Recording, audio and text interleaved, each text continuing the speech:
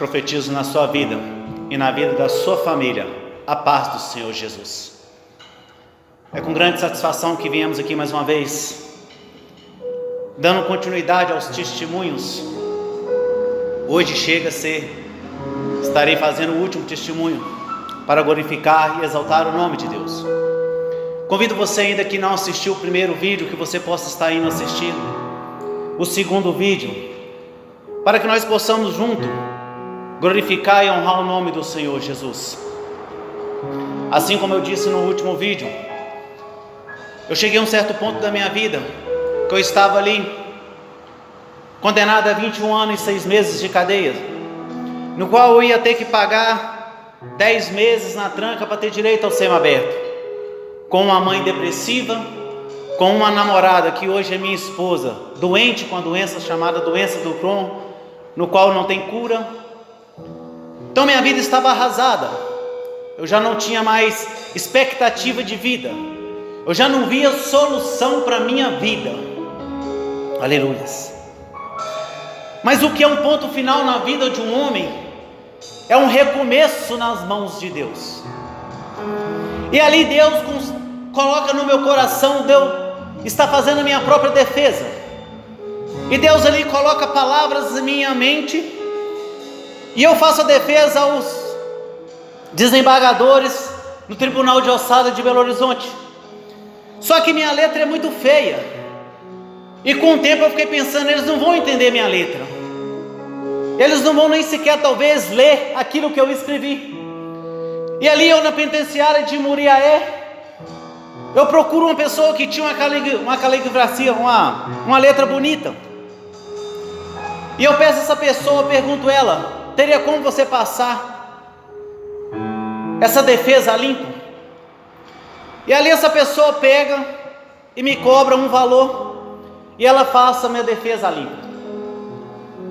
E ali eu envio aquela segunda defesa aos desembargadores. E passaram os tempos, passaram os meses, até que um dia chega o oficial de justiça e entrega o meu alvará de soltura. Oh, aleluias. Um homem que estava condenado a 21 anos e 6 meses, um homem que estava condenado a ficar 10 anos na tranca para ter direito a um semi-aberto, ali Deus o abençoou após 1 ano e 5 meses de cadeia com seu alvará de soltura. Oh, aleluias. E eu saio da penitenciária e eu venho para João Monlevade, encontro minha mãe deitada ali ainda depressiva. E quando eu chego perto de minha mãe, ela não me reconhecia, porque eu também tinha emagrecido, tinha sido preso com 80 quilos, e eu saí da cadeia com 61 quilos. E ali minha mãe me abraça, e ali começa o recomeço da saúde de minha mãe. Aleluias. E passa o tempo, minha namorada hoje, minha esposa, ainda doente,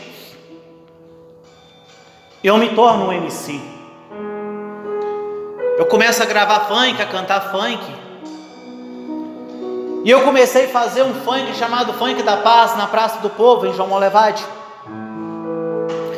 E eu lembro que fazia justamente 1 ano que eu estava na rua. Eu começo ali a cantar os meus funk, começo a cantar os funk de alguns MCs conhecidos, e Deus coloca no meu coração de cantar um louvor chamado Pra Quê, do Voz da Verdade. E eu lembro que quando eu comecei a cantar esse louvor, tinha uma menina lá no palco, e essa menina começa a chorar. As pessoas começam a gritar o meu nome, mas eu sabia que a glorificação era para Deus. Eu comecei a entender, não naquele exato momento, mas com o tempo, que Deus ali começou um propósito na minha vida, onde Deus me queria. Deus não queria mais que eu cantasse funk para buscar a glória para mim. Deus não queria mais que eu fizesse ali a vontade, a necessidade de exaltar o homem, de glorificar o homem. Não, era para mim exaltar e glorificar Ele. Mesmo assim eu continuei cantando funk, só que Deus já estava trabalhando em minha vida. E Deus foi trabalhando. E chega um certo momento da minha vida que eu falo com minha namorada, hoje minha esposa, que eu queria muito ter um filho com ela.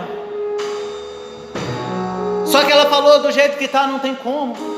Perante a medicina, eu não tenho como gerar uma criança. E com essa vida que você leva também ainda não é o homem que eu tenho, que eu quero preparado para ter uma família com ele.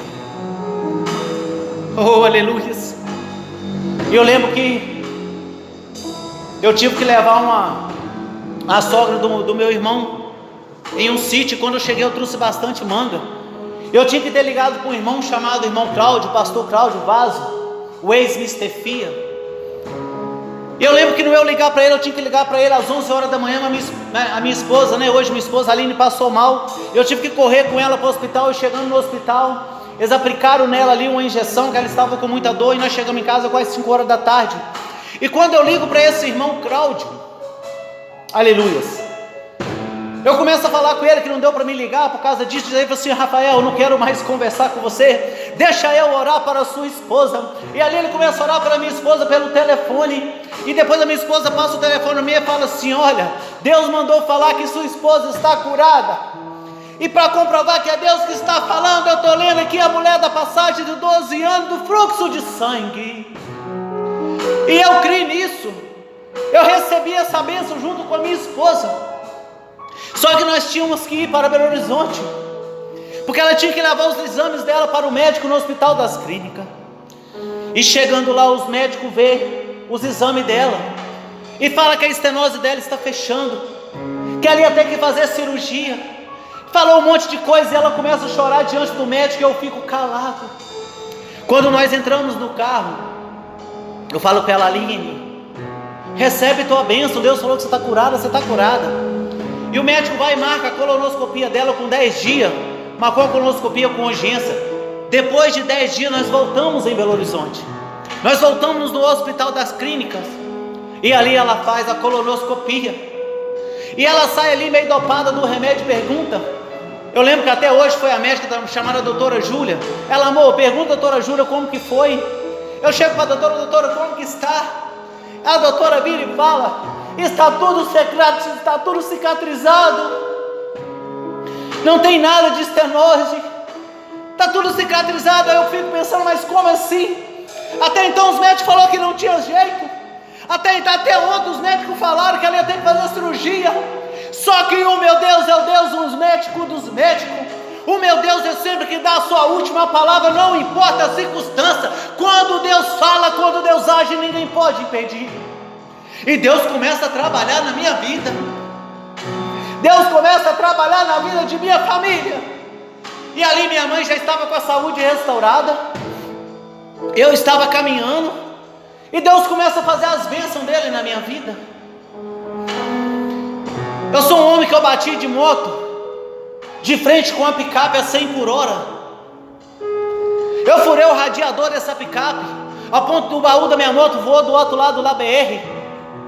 Eu bati no para-brisa dessa moto, desse carro. E para honra e glória do Senhor, eu caio sentado atrás da picape. E só tive um roxo nas costas, nas coxas e mais nada. Deus me dando livramento. Chega um tempo, eu sofro outro acidente de moto, onde nesse acidente eu rompo o ligamento da perna esquerda, onde 2 ortopedistas e um clínico geral falam que eu teria que fazer cirurgia. Só que eu vou ali e ando somente um mês com a bota ortopédica, e para honra e glória do Senhor eu não precisei fazer cirurgia. Então Deus começa a trabalhar na minha vida, Deus começa a operar na minha vida. E muitas vezes as pessoas perguntam assim: Rafael, mas o que realmente fez você largar tudo? O que realmente fez você verdadeiramente abandonar uma vida de crime, uma vida no qual você poderia vencer na música? O que te fez abandonar isso tudo? Deus curou a minha esposa. Deus me deu uma filha. Um ventre que não podia gerar, gerou uma criança. Aquilo que era impossível para a medicina foi possível para o meu Deus. Toda vez que eu olho para minha filha, eu vejo ali Jesus Cristo na vida dela. A minha vida não foi um milagre, a minha vida foi uma posição de escolha. Eu escolhi ficar 22 anos na vida do crime, como hoje eu escolhi ficar 8 anos no Evangelho. Mas a minha filha não, a minha filha foi milagre de Deus. Não tem como eu olhar para a minha vida e querer voltar para a vida errada. Não tem como eu olhar para minha esposa curada e querer voltar a vender droga, querer voltar a assaltar, querer voltar a usar droga. Não tem como. Não tem como. Deus, Ele é maravilhoso. Deus, Ele é maravilhoso. As pessoas perguntam o que é Deus na minha vida. Deus é tudo. Deus é o ar que eu respiro. Deus é o pão que eu alimento. Deus é meu caminhar. Deus é o meu deitar. Deus é o meu levantar. Deus é tudo para mim. Eu não sei viver sem Deus. Eu fico sem o ouro e sem a prata, mas não fico sem Deus. Eu fico sem o pão que me alimenta, mas não fico sem Deus. Porque eu sou um cara que tinha tudo para dar errado. Eu sou um projeto falido diante dos olhos do homem. Mas diante de Deus eu sou um projeto de promessa que vai glorificar e honrar o nome dEle. Porque é necessário que eu diminua para que Ele cresça, que o nome dEle venha a ser glorificado através da minha vida. Deus fez as coisas loucas desse mundo para confundir as sábias. Muitas pessoas olharam para mim e falaram: o final de Rafael é caixão ou cadeia, é cadeia ou caixão. Mas Deus não. Deus disse: o final dele é na minha presença, é levando a minha palavra, é fazendo o meu id, é permitindo eu usá-lo conforme o meu querer e conforme a minha vontade. Isso é o que Deus faz. Isso é o que Deus faz. Então hoje eu sou um homem que vou fazer 43 anos. Eu sou um homem que eu entrei num relacionamento onde a minha namorada era uma namorada doente, que tinha uma doença chamada doença do Crohn, não podia gerar um filho. Hoje eu estou casado para a honra e glória do Senhor. Ela se tornou minha esposa, curada e com a filha nos braços. Eu sou um homem que estava ali com a mãe depressiva, uma mãe que chegou a pesar 31 quilos, que poderia já não estar aqui. E minha mãe está junto comigo. Minha mãe está com saúde. E tudo isso eu devo a Deus. Eu sou um homem que estava condenado a ficar um bom tempo na cadeia. Talvez ainda esse tempo, eu vou fazer 43 anos, eu ia ficar na cadeia até os 44 anos. E estou livre para glorificar e honrar o nome de Deus. Isso é o poder do Evangelho, isso é a transformação do Evangelho, isso é o que Deus faz na vida daqueles que permitam Deus agir, isso é o que Deus faz na vida daqueles que permitam Deus fazer a vontade dEle. É assim que Deus faz, é assim que Deus faz.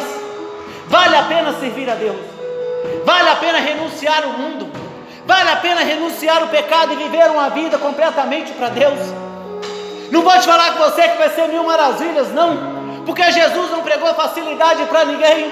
Ele disse: no mundo tereis aflições, mas tenha bom ânimo, eu venci o mundo. E nós somos mais do que vencedores, do que pelo aquele que nos amou, que é o Senhor Jesus. Então essa é a minha história, essa é a minha vida, de traficante e assaltante, de passador de fome, de uma vida toda destruída, de uma vida toda arrebentada, de falsas amizades, de uma vida ilusória. Deus mudou tudo. Hoje eu tenho paz. Policiais que me perseguiam hoje são meus amigos. Hoje eu entro na casa de alguns policiais. Hoje eu passo na Brits e não tenho mais o que correr. Hoje eu bato continência para eles. Então Deus mudou tudo a minha vida. Deus pode mudar a tua vida. Basta você ouvir a voz de Deus e deixar Deus entrar e fazer o que Ele tem que fazer. Te convido agora a abrir a sua Bíblia no livro de Gênesis. Aleluias. Em Gênesis 37. Aleluias, glória a Deus. Gênesis 37. Assim nos diz a palavra do Senhor. E Jacó habitou na terra das peregrinações de seu pai, na terra de Canaã. Essas são as gerações de Jacó. Sendo José de 17 anos, apacentava as ovelhas com seus irmãos, e estava esse jovem com os filhos de Bila e com os filhos de Zipa. mulheres de seu pai, e José trazia uma má fama deles a seu pai. E Israel amava a José mais do que a todos os filhos, porque era filho da sua velhice, e fez-lhe uma túnica de várias cores. Vendo, pois, seus irmãos que seu pai o amava mais do que a todos os irmãos, aborreceram-no e não podiam falar com ele pacificamente. Sonhou também José um sonho que contou a seus irmãos, por isso o aborreciam ainda mais. E disse-lhes: ouve, peço-vos este sonho que tenho sonhado. Eis que estávamos atando molhos no meio do campo, e eis que o meu molho se levantava e também ficava em pé, e eis que os vossos molhos o rodeavam e se inclinavam ao meu molho. Então lhe disseram seus irmãos: tu, pois, deveras reinarás sobre nós? Tu deveras terás domínio sobre nós? Por isso tanto mais o aborreciam, por seus sonhos e por suas palavras. E sonhou ainda José um sonho, e contou aos seus irmãos, e disse: eis que ainda sonhei um sonho, e eis que o sol e a lua e 11 estrelas se inclinavam a mim. E contando-o ao seu pai e a seus irmãos, repreendeu o seu pai e disse-lhe: que sonho é esse que sonhaste? Porventura viremos eu e tua mãe e teus irmãos inclinarmos perante ti na terra? E seus irmãos, porém, o invejavam. Seu pai, porém, guardava esse negócio no seu coração. Senhor Deus e eterno Pai, mais uma vez me coloco diante da tua presença, pedindo permissão para entrar, Senhor. Mais uma vez, ó Pai, venho te pedir, ó Deus, que o Senhor venha me usar conforme o teu querer, conforme a tua vontade. Que eu venha diminuir para que o teu nome cresça. Que eu venha diminuir, ó Deus Pai, para que o teu nome seja exaltado e glorificado através de minha vida. Porque eu sei que de mim mesmo eu não posso nada. Eu sei que de mim mesmo eu não consigo nada, ó Deus. Então faça conforme o teu querer, faça conforme a tua vontade. E que tudo seja para exaltar e glorificar o teu santo nome. É o que eu te agradeço e lhe peço em nome de Jesus. Amém e amém. E glórias a Deus. Então a palavra vai nos dizer de José, filho ali de Jacó, já da sua velhice. A Bíblia nos fala que Jacó amava ele a mais do que todos seus irmãos, porque era filho de sua velhice. Só que eu aprendo também que Jacó o amava porque ele era um filho obediente. Ele era um filho que temia a Deus. Enquanto seus irmãos faziam tudo de qualquer maneira, enquanto seus irmãos não obedeciam o teu pai, José estava ali obedecendo o teu pai. E qual pai que não vai querer? E qual pai que não vai amar um filho que obedece? Qual pai que não quer ter perto dele um filho que seja obediente, que seja temente a Deus? Só que José começa com a história dele, e os irmãos dele começam a invejar ele ali, porque o seu pai resolve lhe presentear com uma túnica. Ei, irmão, eu não sei o que você tem passado, eu não sei o que você tem passado, irmão. Só que eu posso te falar algo que talvez, dependendo do brilho que estiver na sua vida, dependendo daquilo que você alcançar, que Deus te abençoar de você alcançar na sua vida, muitas das vezes a inveja não vai vir de fora, mas sim vai vir de dentro. Muitas das vezes a inveja que vai bater na sua porta e na minha porta não vai ser de quem está lá fora, mas sim de quem está próximo da gente. E José ali, invejado pelos irmãos, Deus coloca sonhos na vida de José. Sonhos no qual os seus irmãos, a sua mãe e o seu pai se inclinariam perante ele. Só que isso aborrece muito mais os seus irmãos. Ali os seus irmãos o invejam muito mais. Só que o que Deus tem para mim e para a sua vida não vai se cumprir da forma que eu e você queremos, porque dono da nossa vida é Ele. Então Deus colocou o sonho na vida de José, mas Deus não falou com José o que ele ia ter que passar para que esse sonho se cumprisse na vida dele.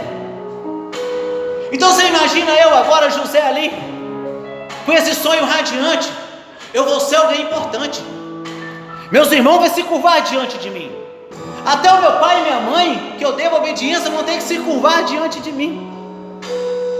Só que Deus ia preparar para José ali um caminho meio tortuoso, um caminho meio duro para ele chegar a esse ponto que Deus queria para a vida dele. E a palavra vai nos dizer que um certo dia os irmãos de José apacentando as ovelhas, o seu pai manda ele ir até os seus irmãos. E quando ele aproxima os seus irmãos colocam no coração de matar José. Só que quando Deus tem um propósito na vida de uma pessoa, quando Deus tem plano na vida de uma pessoa, pode levantar legião de demônio, pode levantar o inferno inteiro, que Deus vai sacudir o inferno, que Deus vai saquear o inferno por causa da tua vida, que quando Deus tem um propósito na minha e na sua vida, ele vai se cumprir, queira o homem ou não queira.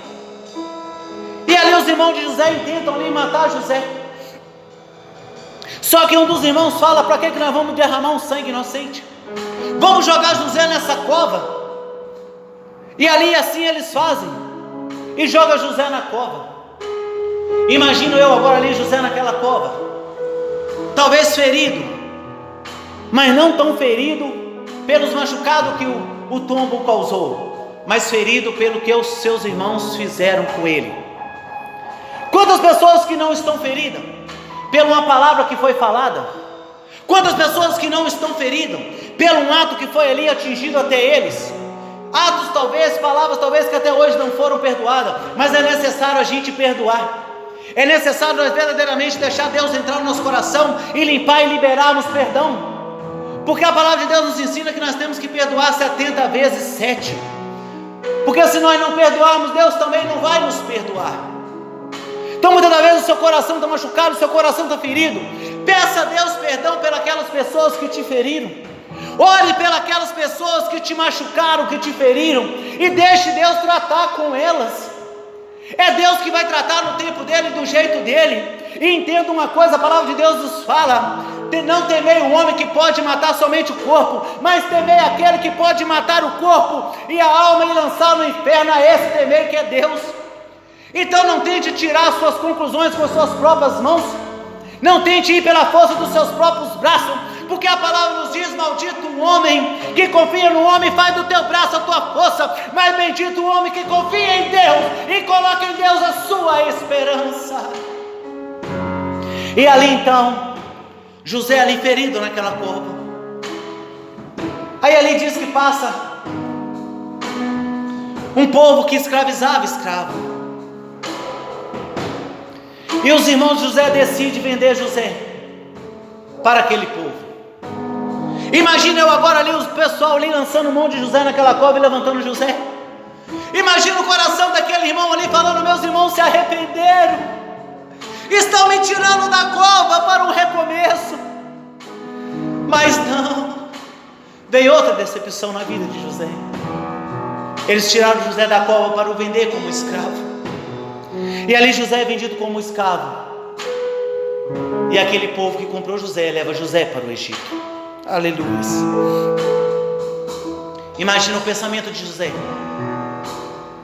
meus irmãos tentaram me matar, meus irmãos me lançaram na cova, e meus irmãos me venderam como escravo.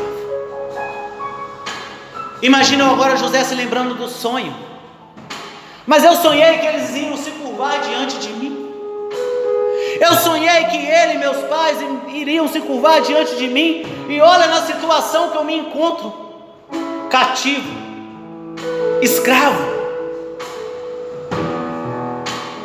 Mas eu creio que no fundo do coração dele ele deve pensar assim: eu sou escravo, mas eu poderia estar morto.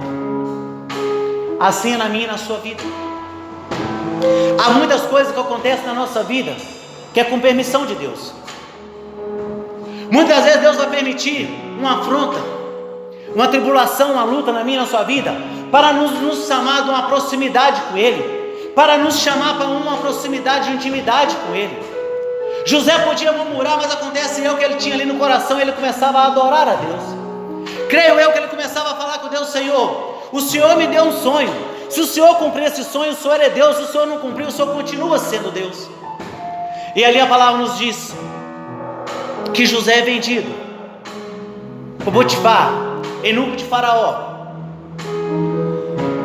E ali Potifar leva José para sua casa, e ali Potifar coloca tudo nas mãos de José, e José se torna um escravo respeitado na casa de Potifar. E Potifar já não sabia mais nada que tinha na sua casa, porque José tomava conta de tudo. Ele só deu uma ordem a José: em tudo terás poder, José, em tudo aqui você tem direito de fazer o que quiser, mas não mexa com minha esposa. Só que o inimigo é sujo, irmão. O inimigo arma vários laços de vários tipos. O inimigo várias das vezes vai querer tocar na sua maior fraqueza. Se sua fraqueza é o dinheiro, o inimigo vai querer armar laço no dinheiro. Se sua fraqueza é mulher, o inimigo vai armar um laço para te usar na fraqueza que é mulher. Se sua fraqueza é a ira, o inimigo vai arrumar uma forma de usar na sua fraqueza que é a ira. Só que cabe eu e você decidirmos o que nós queremos para a nossa vida. Cabe eu e você decidirmos o que nós vamos fazer da nossa vida. Porque é em meio à luta que nós temos que entender que Deus é Deus em nossas vidas. É em meio às tribulações que nós temos que adorar e glorificar o nome de Deus. E ali a palavra nos diz que a mulher de Potifar seduz José, mas José a resiste e foge diante da presença dela. E ela, não satisfeita com isso, o acusa de ter tentado deitar-se com ela. E ali Potifar acredita na palavra de sua mulher e lança José mais uma vez no cárcere. Oh, aleluia! Imagina eu a cabeça daquele homem, pela segunda vez sendo preso, pela segunda vez sendo condenado, pelo um crime que não cometeu. Assim é na minha e na sua vida. Talvez a luta que eu e você está passando, eu e você não cometemos ela, mas Deus vai permitir que ela aconteça, para que eu e você venha entender que Deus é Deus na nossa vida, e que sem Deus nós não podemos nada, e que sem Deus nós não somos nada. E ali José chega naquele cárcere, mas ali ele não entendia, mas ali ia começar a se cumprir o que Deus tinha feito ele sonhar. E ali a palavra nos diz que ele se depara com duas pessoas que eram do reino de Faraó, o padeiro e o copeiro. E esses homens têm sonhos, e Deus usa José para interpretar os sonhos desse homem. Só que José faz um pedido ao copeiro: quando estiver diante de Faraó, lembra-te de mim. Lembra-te de mim quando estiver diante de Faraó. E ali se concretiza na vida daqueles homens o que Deus usou José para falar. Um condenado à morte e o outro constituído a servir Faraó. Só que aquele homem, ele se esquece de José. Ele esquece do que José interpretou o sonho dele, e ele está diante de Faraó e ele se esquece de José. Muitas das vezes, talvez as pessoas vão esquecer de mim, esquecer de você. Só que a palavra nos diz que por mais que uma mãe esqueça do seu filho que gerou, Deus jamais vai esquecer de nós. Então não importa do que está acontecendo na minha e na sua vida, não importa de que luta eu e você estejam passando, Deus não esquece da gente. Ele está orando por nós o tempo todo, Ele está nos guardando o tempo todo. Só que no decorrer do tempo, Faraó também tem sonhos, e ninguém do palácio de Faraó consegue revelar para ele aquele sonho. E o copeiro foi e se lembrou de José. E o copeiro vira para o Faraó e fala: ei, tem um homem lá no cárcere, lá na prisão, que interpretou o meu sonho. Ah, mas como você vai ter certeza? Porque o que ele sonhou aconteceu, Senhor. Eu estou te servindo. E ele falou que aconteceu. E você lembra do outro, do padeiro que você lançou na forca? Então ele concluiu isso também. Deus revelou para ele isso. E ali Faraó manda chamar José do cárcere. Oh, aleluia! Muitas das vezes a minha vida também estava perdida. Eu estava ali no cárcere também, ali sem rumo e sem direção. E Deus mandou me tirar do cárcere. E a vida de José chega diante de Faraó, e Faraó revela para ele os seus sonhos. E quando Faraó revela para ele os seus sonhos, Deus usa José para interpretar o sonho de Faraó. E José, ainda com sua humildade, fala com ele: levante um homem inteligente, sábio, que venha conduzir nos 7 anos de prosperidade, para que venha guardar a 5ª parte, para que quando vier 7 anos de fome, que haja alimento em todo o Egito. E Faraó vira para ele e fala: acharíamos alguém mais inteligente do que tu? Que o Deus habita, que o Espírito de Deus habita na sua vida. E ali Deus constitui José como governador do Egito, e ainda dá uma ordem: somente no trono eu serei maior do que tu. E ali Deus vai e coloca José, ali Deus coloca José como governador do Egito. E ali Deus cumpre na vida de José o sonho que ele tinha, feito José sonhar há tempos atrás. Irmãos, entendam uma coisa: os caminhos de Deus não é o nosso caminho. Os pensamentos de Deus não são os nossos pensamentos. Talvez eu e você maquinamos algo, ou pensamos algo, ou temos sonhos, mas sempre é Deus que vai se cumprir a vontade dele na minha e na sua vida. Deus só não interfere na minha e na sua decisão. Isso ele não interfere porque ele é educado. Mas quando ele tem um propósito, esse propósito vai se cumprir. Queira o homem ou não queira o homem. E ali José se torna governador do Egito. E após os 7 anos de fartura, vem os 7 anos de fome. E ali os seus irmãos vêm até o Egito e se dobram diante de José. Aleluia. E ali o sonho se cumpre. Eles não reconheceram José como seu irmão, mas José os reconheceram. José os reconheceram ali como seus irmãos, que o lançou na cova, que os lançou, que os vendeu como escravo. José poderia ali agora, Deus tinha dado força a José. José poderia ali agora se vingar dos seus irmãos, mas ao contrário, José os trata ali. Só que José queria conhecer o coração deles, porque o seu irmão mais novo, Benjamim, não tinha ido diante dele. E José ali então arma um laço para que os seus irmãos venham verdadeiramente se arrepender dos seus pecados.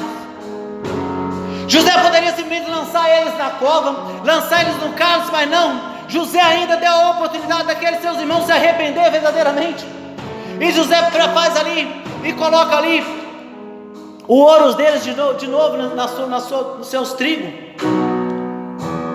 E José vai e segura um dos seus irmãos e fala: vocês vão agora e tragam os seus irmãos mais novos, senão vocês não verão a face desse irmão que está aqui preso. Talvez você vai pensar: mas José se vingou. Não, José queria tratar o caráter dos seus irmãos. Tem muitas pessoas ao nosso redor que precisam ser tratadas do caráter. Tem muitas pessoas que estão ao nosso redor que precisam ser tratadas da humildade delas. E quando Deus tem um chamado na minha e na sua vida, quando Deus nos colocar em um certo porto daquilo que Deus quer, que Deus tem para mim e para a sua vida, Deus não vai nos colocar para nós humilhar ninguém, não. Mas Deus vai nos colocar para ensinar, porque eu e você temos que ser o sal da terra.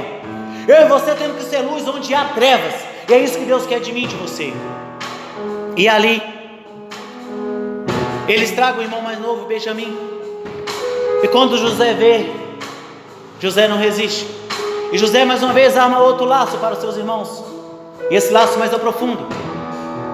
E fala ali que acha o ouro, a taça de ouro de José no trigo do Benjamim. E ali Judá chega para ele e fala: não permita que nós vamos sem o menino, senão meu pai não vai aguentar e meu pai vai morrer. Fique comigo e deixe meu irmão ir, para que eu não veja a tristeza, a morte do meu pai. E ali José não aguenta e se rasga diante deles e fala: eu sou José, seus irmãos que vocês venderam. Os seus irmãos ficam pasmados. Mas é assim que Deus faz, irmãos. É assim que Deus age na minha e na tua vida. Basta eu e você dar espaço para Ele. Basta eu e você deixar Deus entrar, que Deus vai entrar e vai fazer a diferença. As pessoas que nos caluniavam não vai nos caluniar mais. O nosso coração já não vai estar mais endurecido, porque nós vamos aprender a amar, nós vamos aprender a perdoar. E ali depois o pai de José também vem e se cumpre o segundo sonho. Aleluias, glória a Deus. Eu não sei de que forma você está vivendo a sua vida. Eu não sei de que forma você está sendo afrontado, você está sendo humilhado. Mas o algo eu posso te falar: o Deus que mudou a minha vida, o Deus que mudou a vida de José, o Deus que mudou a vida de tantos outros, Ele pode mudar a sua. Talvez no seu emprego você teve ali a proposta de ser um gerente, ou de subir de cargo e ainda não aconteceu. e o seu patrão continua te deixando você ali no mesmo cargo. Talvez você é simplesmente um lavador de pia, um lavador de banheiro da sua empresa, mas ali você está fazendo um curso, o seu patrão te colocou para fazer um curso, e fala que no tempo certo ele vai te colocar ali para exercer a função no qual do seu curso você está fazendo, mas você acha que está demorando demais. Vocês lembram o que aconteceu com Davi? Davi foi ungido rei, mas Davi voltou para o pasto. Davi não foi ungido rei e assumiu o trono, ele foi ungido rei e voltou para o pasto. Só que quando Davi estava matando urso e leão, ninguém estava vendo, mas Deus estava vendo. E um certo tempo da vida de Saul é ali perturbado ali pelo o espírito maligno, e ele manda alguém buscar alguém que sabia tocar harpa, e um dos seus ali de Saul vira para ele assim: eu conheço um homem, um jovem filho de um belita, que sabe tocar harpa, homem valente, riçoso e guerreiro. Mas espera aí, Davi só era um apacentador de ovelhas, ninguém via quando ele estava matando urso, matando leão, mas Deus revelou a esse homem que Davi era um guerreiro. Assim é na minha e na sua vida. A nossa oração em oculto, a nossa oração de joelhos não está sendo em vão. Talvez nós não vamos ali buscar ali a presença do homem, talvez nós não vamos buscar o reconhecimento do homem, mas nós temos que buscar o reconhecimento de Deus. Deus está vendo a minha e a sua luta, Deus está vendo quando eu e você estamos buscando Ele em oculto, e Deus não vai deixar isso barato, Ele vai nos honrar no tempo dEle, mas Ele vai nos honrar para que o nome dEle seja glorificado, não para que eu e você seja glorificado. Oh, aleluia. Então é essa palavra que eu deixo no teu coração. Não importa a luta que você passar, seja a luta que você cavou, assim como eu cavei, 22 anos de vida de crime, de uso de droga, de prostituição, e Deus teve misericórdia na minha vida. Ou talvez vai acontecer na sua vida como aconteceu na vida de José. Deus vai permitir algo acontecer para que o nome dele venha a ser glorificado na sua vida. Então eu peço a você, que se essa palavra falou no teu coração, que você me ajude a compartilhar esse vídeo, que você me ajude a fazer a vontade de Deus, a exaltar e glorificar o nome de Deus. Eu peço a você que assista o primeiro vídeo, assista o segundo vídeo, e que a vontade de Deus em todo o nosso tempo venha prevalecer, para que o nome dele venha a ser glorificado. Se esse vídeo falou o teu coração, ajude a compartilhar, ajude, e não perca tempo. Reconheça o Senhor Jesus como o único Senhor e Salvador da sua vida. Volte para os caminhos do Senhor caso você esteja desviado. Faça a vontade de Deus, faça a prova com Deus se for necessário, que Deus vai te honrar, que Deus vai te colocar onde Ele tem para te colocar, mas para que o nome dEle seja exaltado. Assim eu agradeço essa oportunidade. Eu agradeço os irmãos mais uma vez que estão nesse trabalho comigo, ao irmão Mateus, ao irmão Carlos Henrique, ao irmão Anderson. Agradeço a pastora mais uma vez por me ceder esse espaço. Eu agradeço a todos vocês que oram e continuam orando por minha vida. Eu agradeço a vocês que estão compartilhando o vídeo.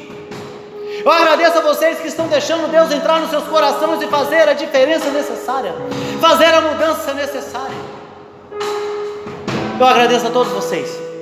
Agradeço a minha esposa, agradeço a minha mãe, agradeço a todos, e peço em especial aqui, isso não tem nada a ver com mensagem, mas peço você em especial, você que tem um agasalho na sua casa, você que tem uma roupa que não usa mais, um cobertor que não usa mais, olhe para os nossos irmãos que estão na rua.